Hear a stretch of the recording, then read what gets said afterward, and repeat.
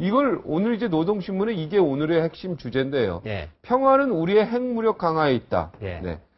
그러니까 우리가 그 한미 훈련한 걸 이유로 해가지고 우리가 핵무력을 강화해야 된다. 이런 내용이죠, 이게. 그러니까 그 내용이 뭐냐면 UFG, 을지 프리덤 가디언 훈련. 그게 네. 이제 8월 하순부터 시작을 하는데 이런 훈련이 전쟁으로 넘어올 수 있으니까 그래서 우리가 핵무력을 강화할 수밖에 없다.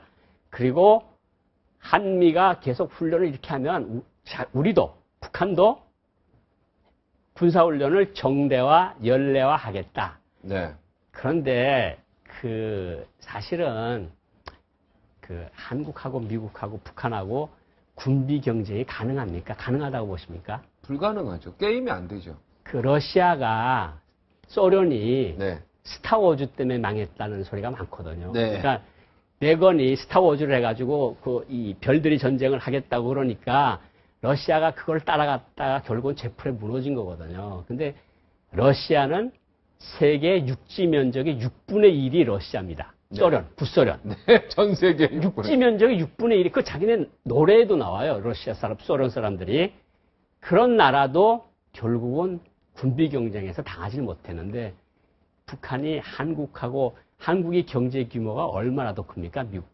북한보다. 그리고 미국이라는 초대 강국을 상대로 해서 군사훈련을 정대화, 연례화하고 우리도 군비를 강화하겠다니 그게 논리에 맞지 자꾸 논리라 그러는 논리에 맞지 않는 이야기죠. 논리에 맞지 않다. 예. 사실은 핵무력을 강화해가지고 뭘 어떻게 하겠습니까? 미국을 핵무기로 공격을 하겠습니까? 아니, 미국이 핵무기가 몇천 개인데. 미국의 핵 우위가 네. 완전히 깨어져 나갈 때까지 조선반도의 평화보장과 통일에 유리한 환경이 보장될 거죠. 이게 참 웃기잖아요. 미국의 핵 우위가 완전히 어떻게 이걸 깨어집니까, 이걸. 그죠? 핵폭탄을 한 10,000발을 만들겠다는 거죠. 그러니까요. 여기 보면 우리의 핵무력을 네. 질량적으로 강화하는 수밖에 없다. 네. 계속 만들겠다는 얘기죠, 이게. 질량적이라는 건 숫자를 늘리겠다는 숫자를 늘리고 질을 네.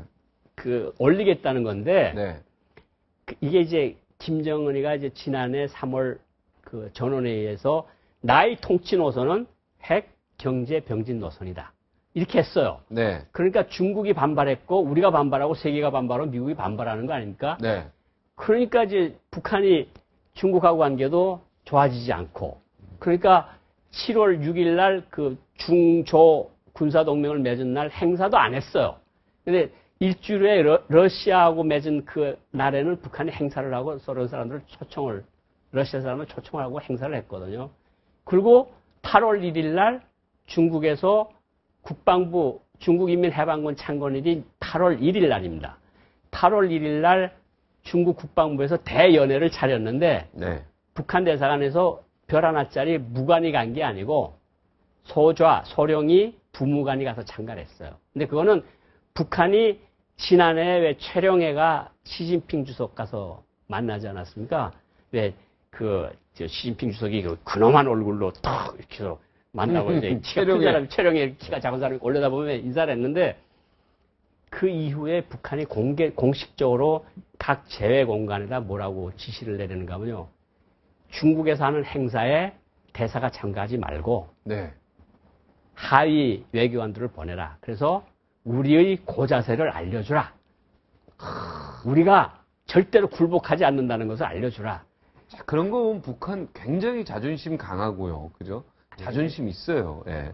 이게 대국하고 자존심 경쟁을 해서 그게 이기겠습니까? 그러니까요. 네. 어찌됐든 참 벙벙한다 그러나 네. 좀 이게 굉장히 하여튼 네, 그렇습니다. 굉장히 상식적으로 좀 이해하기는 힘든데 그렇죠. 굉장히 용기는 또 있어 보여요. 그죠? 어떻게 보면 그죠? 그렇죠. 대사 보내지 마라. 네. 우리 하이직 보내라. 네. 하여튼 깡이 있다 그러나 그런 표현이 나는 것 같아. 그죠? 근데 그게 자꾸 나쁜 방향으로 자꾸 그렇죠. 가니까 좋은 방향으로 가야 되는. 네.